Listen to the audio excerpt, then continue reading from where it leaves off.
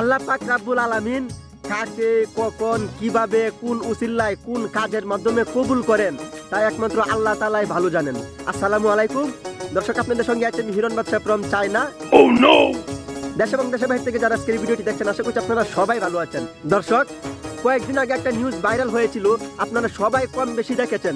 লিবিয়ার এক ব্যক্তি পবিত্র মক্কা শরীফে হজ পালনের জন্য নিয়ত করেছিল, কিন্তু তার নামের পিছনে গাদ্দাফি ছিল বিদায় বিমানবন্দরে ইমিগ্রেশন তার কাগজপত্রের বিভিন্ন কাজে তাকে আটকিয়ে দেওয়া হয়, তার কাছ থেকে প্রচুর সময় নেওয়া হয়।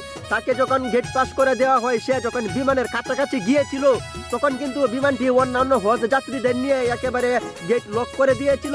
এমনকি বিমানের যে ক্যাপ্টেন সে বলে দিয়েছিল আর কোনো লোককে বিমানে উঠতে দেওয়া হবে না। তখন কিন্তু গাদ্দাফির নামের যে ব্যক্তিটি ছিল সেই ব্যক্তিকে না নিয়ে বিমানটি কিন্তু মক্কা শরীফে হজের উদ্দেশ্যে রওনা হয়, বিমানবন্দর থেকে আকাশে উড়ে। আর গাদ্দাফি নামের যে ব্যক্তিটি পবিত্র মক্কা শরীফে হজে যাওয়ার জন্য নিয়ত করেছিল তার মনে কিন্তু আল্লাহর প্রতি প্রচুর পরিমাণে বিশ্বাস ছিল, তার মনে একটা আত্মবিশ্বাস কাজ করতেছিল যে আমি পবিত্র মক্কা শরীফে হজে যাওয়ার জন্য নিয়ত করেছি, ইনশাল্লাহ আমি এই এয়ারপোর্ট থেকে যাব না, আমি এই এয়ারপোর্টেই অবস্থান করব, আল্লাহ পাক আমাকে পবিত্র মক্কা শরীফে হজ করতে ইনশাল্লাহ নিয়ে যাবেন।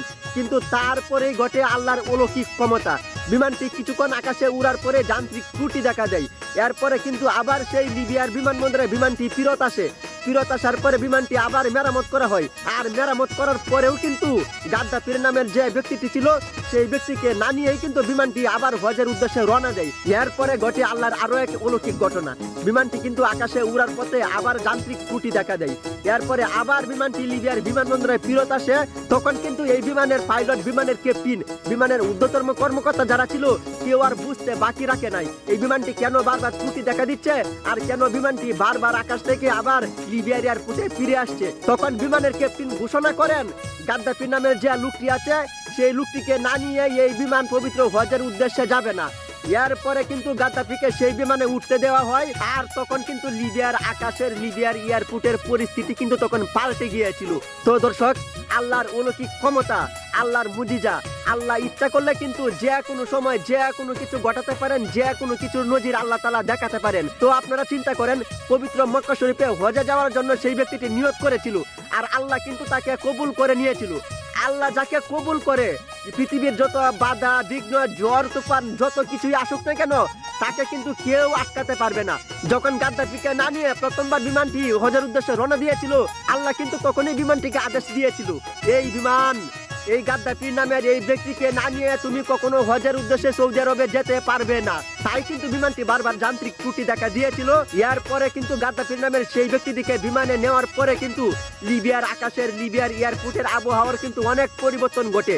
আর এরপরে কিন্তু কোনো যান্ত্রিক ত্রুটি ছাড়াই, কোনো বাধা বিপত্তি ছাড়াই বিমানটি কিন্তু পবিত্র হজের উদ্দেশ্যে সৌদি আরবে যেতে সক্ষম হয়েছে। তো দর্শক, এই গাদ্দাফি নামের ব্যক্তিটির ঘটনা থেকে আমরা বুঝতে পেরেছি আমাদের যে কোনো ভালো কাজের জন্য সহি শুদ্ধ উত্তম নিয়ত করতে হবে। আপনাদের সঙ্গে এই কথাগুলো বলার উদ্দেশ্যই হচ্ছে আর কয়েকদিন পরে হচ্ছে পবিত্র ঈদুল আজহা। ধর্মপ্রাণ মুসলমানরা কম বেশি সবাই কিন্তু কুরবানি দিবেন। তো যারা কুরবানি দিবেন, তো আপনাদের সকলকে উদ্দেশ্য করে বলছি আপনাদের নিয়ত কিন্তু একদম সহি শুদ্ধ উত্তম হতে হবে। একমাত্র আল্লাহকে রাজি খুশি করার জন্য আপনারা কুরবানি দিচ্ছেন, আপনাদের নিয়ত কিন্তু 100% সহি শুদ্ধ খাঁটি হতে হবে। আর আপনাদের নিয়তে যদি কোনো গোলমেল না থাকে, নিয়তে যদি কোনো ভেজাল না থাকে, আপনাদের নিয়তে যদি উত্তম থাকে, তো ইনশাল্লাহ কার কুরবানি আল্লাহ কবুল করেন একমাত্র তা কিন্তু আল্লাহ তাআলাই ভালো জানেন। তো দর্শক, আমরা সবাই সবার জন্য দোয়া করি, তো আল্লাহ তাআলা যেন আমাদের সকলের কুরবানি কবুল করেন।